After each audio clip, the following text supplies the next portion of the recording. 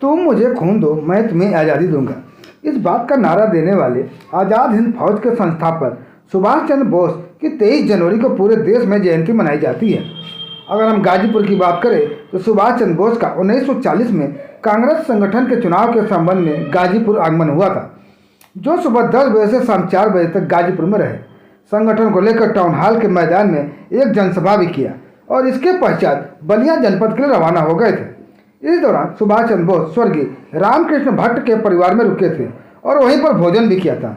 उसी को लेकर परिवारजन और सुभाष चंद्र बोस को जानने वाले लोगों ने गोष्ठी का आयोजन किया और अपनी बातों को रखा। इस दौरान इन लोगों ने इंडिया गेट पर सुभाष चंद्र बोस की मूर्ति लगाने की बात पर सरकार के प्रति आभार भी जताया। गोष्ठी में बोलते हुए लोगों ने कहा कि सुभाष चंद्र बोस की जिंदगी एक गुमनामी की जिंदगी बन गई थी, इसलिए दुख इस बात का है कि सुभाष चंद्र बोस का पता लगाने के लिए तमाम एजेंसियों ने कार्य किया, लेकिन आज तक कोई भी इस बारे में पता नहीं लगा पाया। इसलिए पूरा देश उनके बलिदान और संघर्ष को भुला नहीं सकता।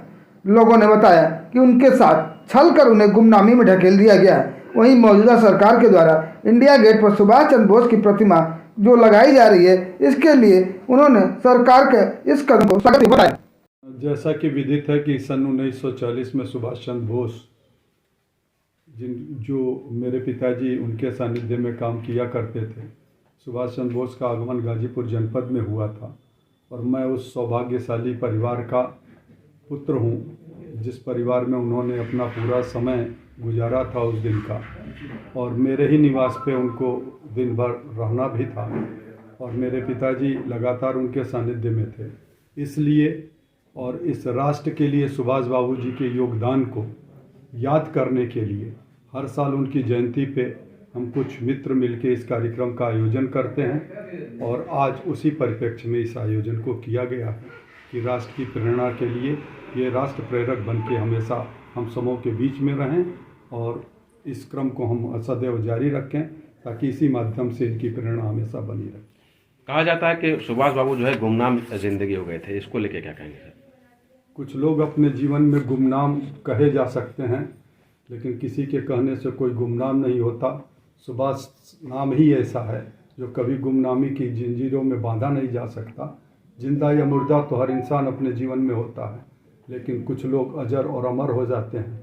सुभाष बाबू जिंदगी भर कभी गुमनाम हो ही नहीं सकते। अगर कोई ये कहता है तो ये गलत है। वो हमारे दिल में है, इस राष्ट्र के जहान में है और हमेशा रहेंगे। अभी आपने एक चीज़ कही थी संबोधन में कि इनको छला गया कि देश ने छला, ये क्या मामला?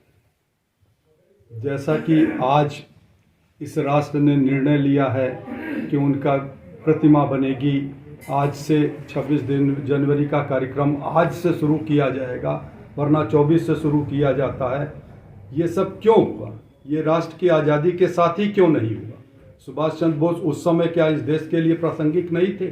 आज प्रासंगिक हो गए।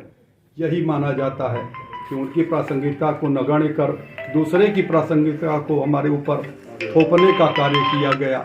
यह ठीक नहीं था, इस राष्ट्र के लिए भी ठीक नहीं था। इसीलिए ये कहा जा रहा है कि छलने की बात इस राष्ट्र ने लगातार की राजनेताओं के माध्यम से, परंतु आज सब कुछ बदल चुका है। आज यहाँ का नौजवान हर सब कुछ समझ चुका है और आज हम फिर सुभाष जी की प्रेरणा से इस राष्ट्र को उन्नति के शिखर पर ले जाने का प्रयत्न कर